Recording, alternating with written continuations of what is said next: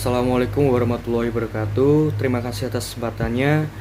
Nama saya Handi Kakak Sumarno, NIM 2017310512. Ya, di sini saya akan menjelaskan tentang pengelolaan keuangan untuk startup bisnis. Yaitu ada strategi dan alat pengelolaan keuangan.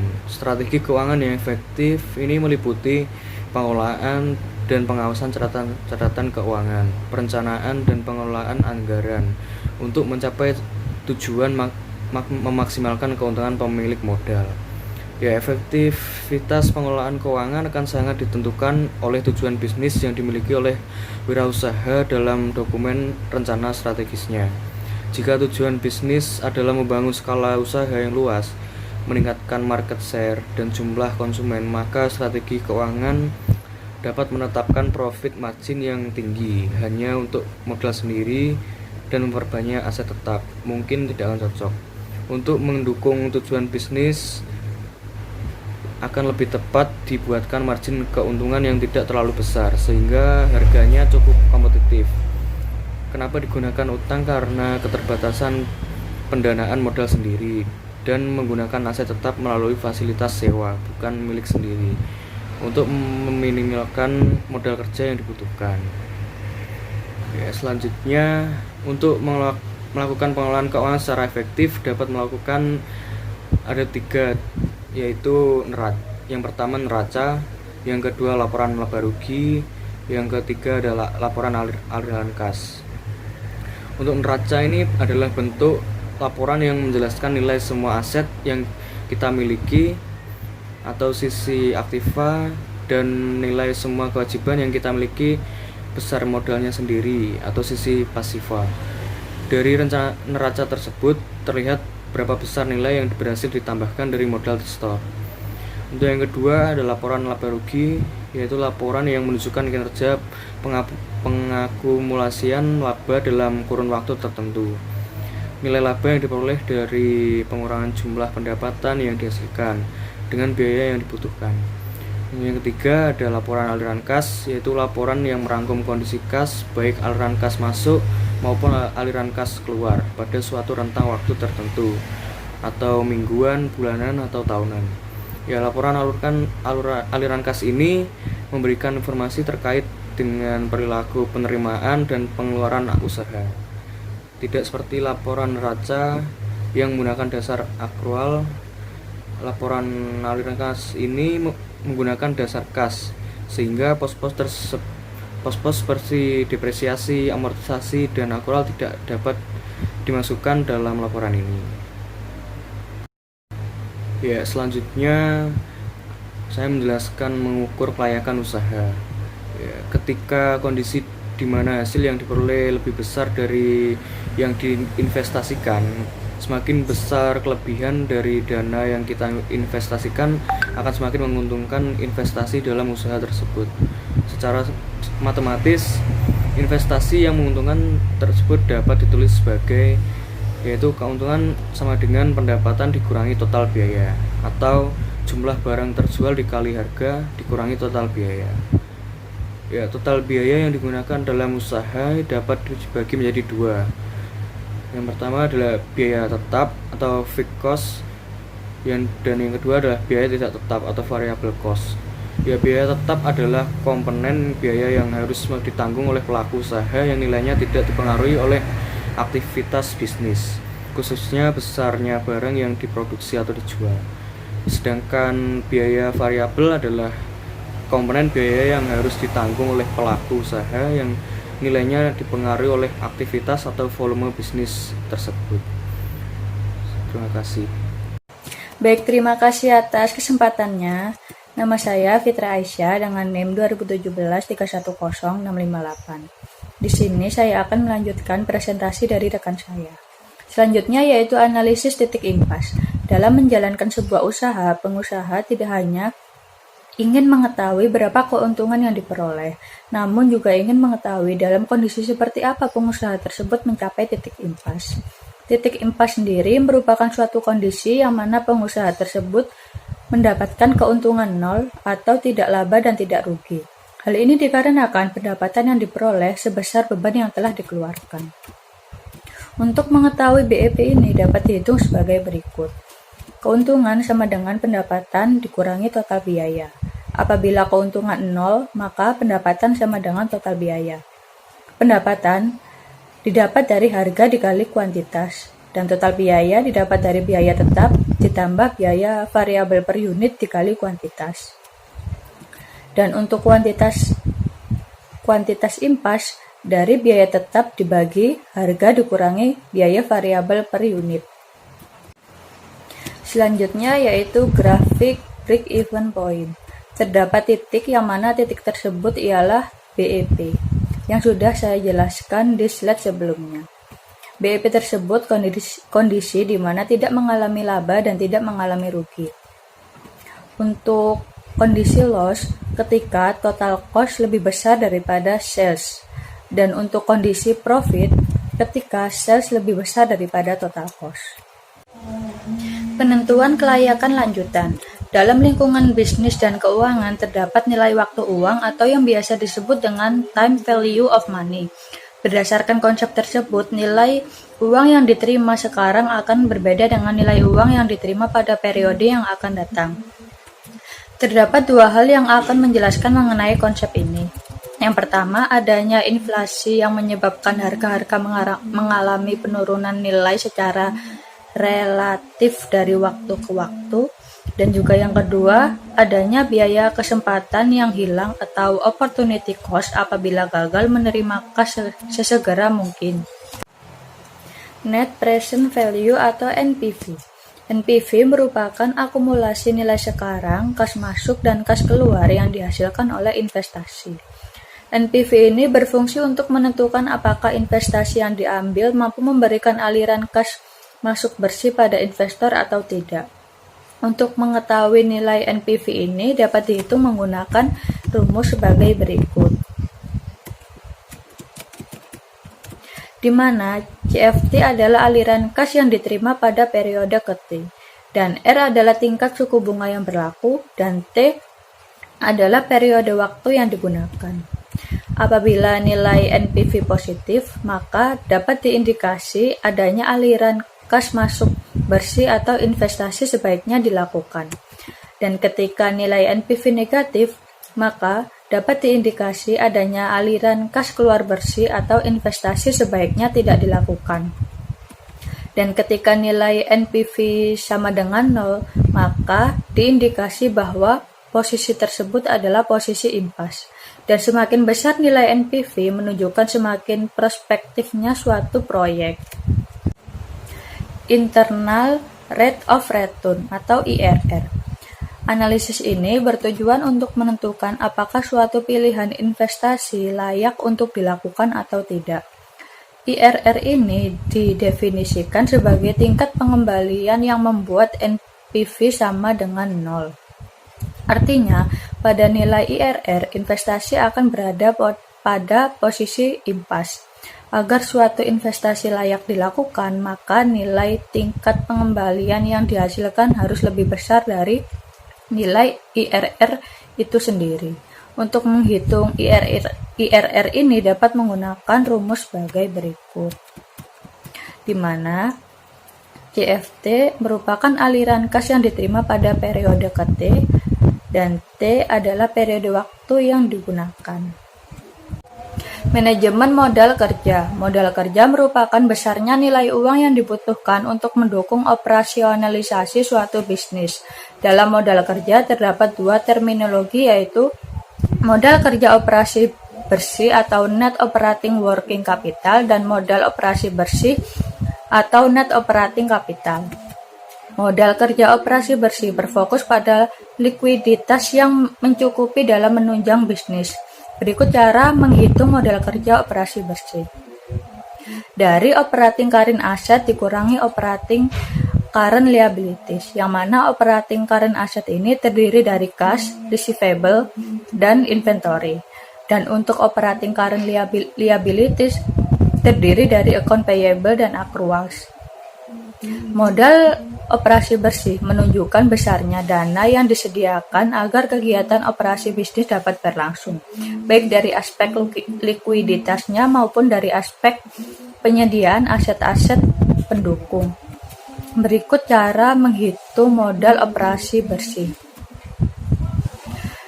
Kas receivable dan inventory dikurangi account payable dan accruals ditambah dengan fixed asset, yang mana menjadi net operating working capital ditambah fixed asset. Selanjutnya akan dilanjutkan oleh rekan saya. Terima kasih.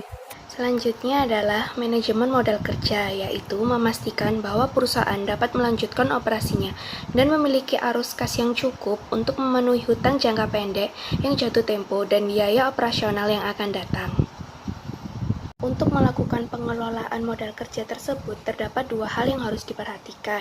Yang pertama, siklus konversi kas atau cash conversion cycle, yaitu periode yang dibutuhkan agar kas yang diinvestasikan untuk kegiatan bisnis dapat kembali dalam bentuk uang kas. Yang kedua, besarnya tingkat pengembalian modal yang diinvestasikan atau return on invested capital dan besarnya biaya modal atau cost of capital. Nilai return on invested capital dapat diperoleh dengan membandingkan besarnya laba bersih dengan jumlah modal uang diinvestasikan. Sementara nilai biaya modal diperoleh baik dari nilai bunga yang dibayarkan kepada kreditor maupun dari nilai keuntungan yang diminta oleh pemegang saham.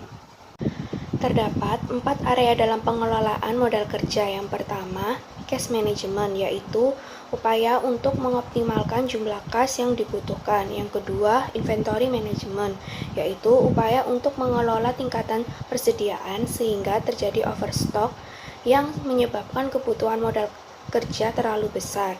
Yang ketiga, account receivable management, yaitu upaya mengelola besarnya piutang kepada konsumen. Yang keempat, account payable management, yaitu upaya untuk mengelola besarnya utang dagang yang kita miliki.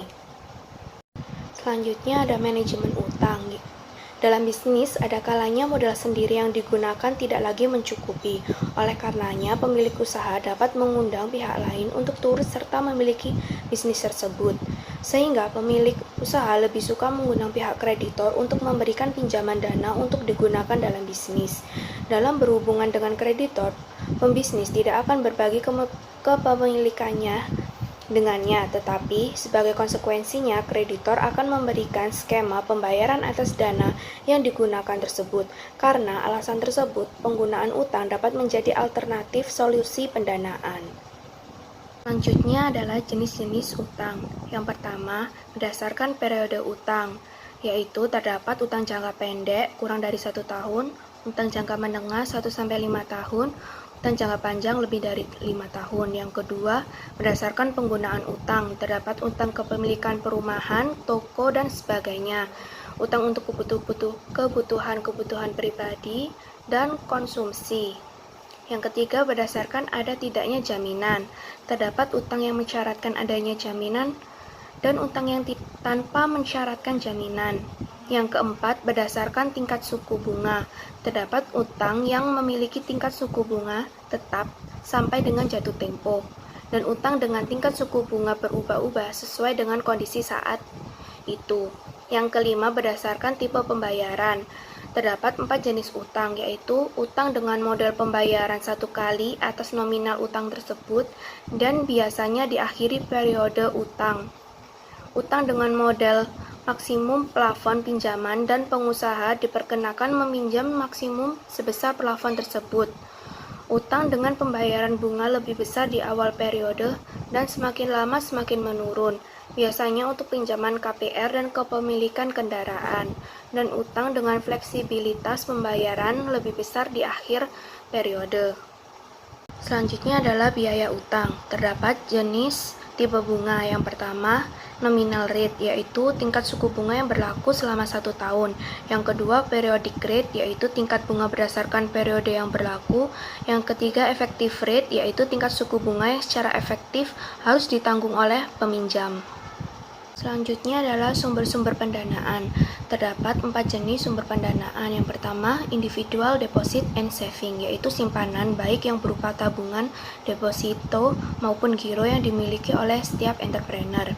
Yang kedua adalah loans, yaitu utang yang disediakan oleh pihak-pihak tertentu, diantaranya family loans, neighbors loans, pengadaian loans, bank loans, venture capital, dan leasing. Yang ketiga, suppliers, yaitu fasilitas kredit yang disediakan oleh supplier untuk mengurangi kebutuhan pendanaan usaha seperti pembelian kredit, tempo pembayaran, dan sebagainya. Yang keempat, customers, yaitu upaya menggunakan dana yang memiliki oleh konsumen untuk pembiayaan usaha seperti pemesanan dana pembayaran di muka atau installment. Selanjutnya akan dijelaskan oleh rekan saya. Terima kasih. Baik, terima kasih atas kesempatannya. Perkenalkan, nama saya Muhammad Yoga Fatahila dengan NIM 2017-310-784. Jadi di sini saya akan melanjutkan presentasi dari teman saya. Saya akan melanjutkan materi financial thermometer. Jadi dalam financial thermometer ini dibagi menjadi 4. Yang pertama yaitu termometer likuiditas. Di mana termometer likuiditas yaitu ukuran-ukuran yang menunjukkan kemampuan bayar atas kewajiban yang dimiliki oleh suatu usaha. Terdapat 2 jenis termometer likuiditas, yaitu current ratio dan quick ratio. Lalu yang kedua yaitu termometer pengelolaan aset. Jadi di sini ada 4 ya. Yang pertama yaitu turnover, yang kedua sales outstanding, yang ketiga fixed asset turnover, yang keempat asset turnover. Jadi termometer pengelolaan aset yaitu ukuran-ukuran yang menunjukkan efektivitas pengelolaan aset yang dimiliki. Yang pertama yaitu inventory turnover, menunjukkan efektivitas penggunaan persediaan dalam mendapatkan penjualan. Nilai tersebut dapat diperoleh dengan formula sebagai berikut, yaitu inventory turnover dikurangi sales atau inventory. Lalu yang kedua yaitu days sales outstanding, di mana menunjukkan efektivitas pengelolaan piutang dagang yang dimiliki oleh entrepreneur. Lalu yang ketiga yaitu fixed asset turnover, menunjukkan efektivitas penggunaan aset-aset tetap dalam mendapatkan penjualan. Lalu yang keempat yaitu total asset turnover, menunjukkan efektivitas penggunaan keseluruhan aset yang dimiliki untuk membukukan penjualan. Lalu yang ketiga yaitu ada termometer pengelolaan utang, yaitu ukuran-ukuran yang menunjukkan efektivitas pengelolaan utang. Terdapat 2 ukuran. Yang pertama yaitu debt ratio. Jadi di sini debt ratio menunjukkan proporsi pendanaan yang dimiliki oleh suatu usaha. Semakin tinggi nilai debt ratio menunjukkan semakin banyak utang yang digunakan. Nilai rasio dapat diperoleh dengan formula total liabilitas atau total aset. Lalu yang kedua yaitu time interest earned ratio. Di sini kemampuan pembayaran bunga atas utang yang digunakan oleh perusahaan, semakin besar nilai rasio tersebut akan semakin baik. Lalu yang keempat yaitu termometer profitabilitas, yaitu ukuran-ukuran yang menunjukkan kemampuan bisnis dalam menghasilkan keuntungan. Jadi dalam termometer profitabilitas ini ada 4. Yang pertama profit margin, di mana menunjukkan kemampuan bisnis untuk mendapatkan keuntungan dari setiap penjualan yang dibukukan. Lalu yang kedua yaitu basic earning power, menunjukkan kemampuan aset yang dimiliki untuk menghasilkan laba kotor. Yang ketiga yaitu ROA, menunjukkan kemampuan aset yang dimiliki untuk menghasilkan keuntungan bersih. Lalu yang terakhir yaitu ROE, menunjukkan kemampuan modal sendiri untuk menghasilkan keuntungan. Lalu slide selanjutnya yaitu tips pengelolaan keuangan. Jadi di sini ada 4 tips pengelolaan keuangan, 5 tips pengelolaan keuangan. Yang pertama yaitu menentukan siklus konversi kas. Di sini waktu yang dibutuhkan untuk mengubah kas menjadi kas kembali digunakan untuk membeli persediaan guna kegiatan produksi, kemudian diproses menjadi produk yang siap dijual.